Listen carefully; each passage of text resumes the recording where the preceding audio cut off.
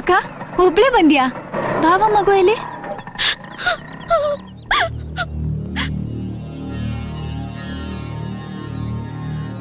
ನಾಲ್ಕು ಸಾವಿರ 5,000 ಅಂತಿದ್ದವರು ಈಗ 40,000ಕ್ಕೆ ಬಂದು ನಿಂತಿದ್ದಾರ.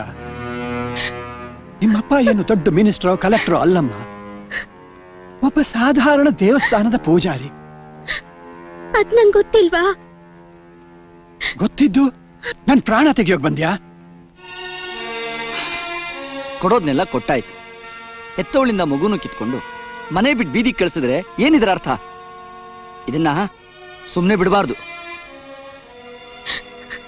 ಅಪ್ಪ, ಅದಕ್ಕೆ ನಾನೊಂದು ತೀರ್ಮಾನಕ್ಕೆ ಬಂದಿದ್ದೀನಿ. ಅಂತ ಕೆಟ್ಟ ಮನುಷ್ಯನ ಜೊತೆ ಸಂಸಾರ ಮಾಡಕ್ ನನ್ನಿಂದ ಆಗಲ್ಲ. ಇಲ್ಲೇ ಇದ್ದು ನಿಮ್ ಸೇವೆ ಮಾಡಿ ಪುಣ್ಯನಾದ್ರೂ ಕಟ್ಕೋತೀನಿ.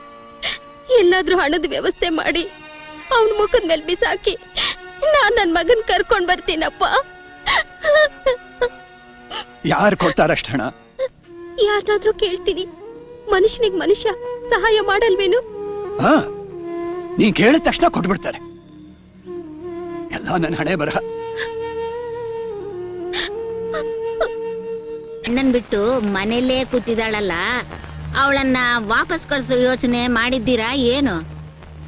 ಅವಳ ಗಂಡ ಅಂತೂ ಹಣ ಹಣ ಅಂತ ಪೀಡಿಸ್ತಿರ್ತಾನೆ. ಪಾಪ ಆ ಹೆಣ್ಣು ಮಗು ತಾನೇ ಏನ್ ಮಾಡಿತ್ತು? ಸಿಕ್ಕದವ್ರ ಹತ್ರ ಎಲ್ಲ ಲೋನ್ ಕೊಡಿಸ್ತೀರಾ, ಸಾಲ ಕೊಡಿಸ್ತೀರಾ ಅಂತ ಕೇಳ್ತಾ ಇರ್ತಾಳೆ. ಅವಳನ್ನ ನೋಡಿದ್ರೆ ನನ್ನ ಕರುಳು ನನಗೂ ಸಂಕಟ ಆಗತ್ತೆ. ಆದರೆ ಅಷ್ಟೊಂದು ಹಣನ ನಾ ಎಲ್ಲಿಂದ ಒದಗಿಸ್ಲಿ ಲಕ್ಷ್ಮಮ್ಮ, ನೀವೇ ಹೇಳಿ. ಹೇಗಾದ್ರು 6 ಕಾಸೋ 3 ಕಾಸೋ ಹೊಂಚಿ ಅವನ ಎದೆ ಮೇಲೆ ಕುಕ್ಕಿ.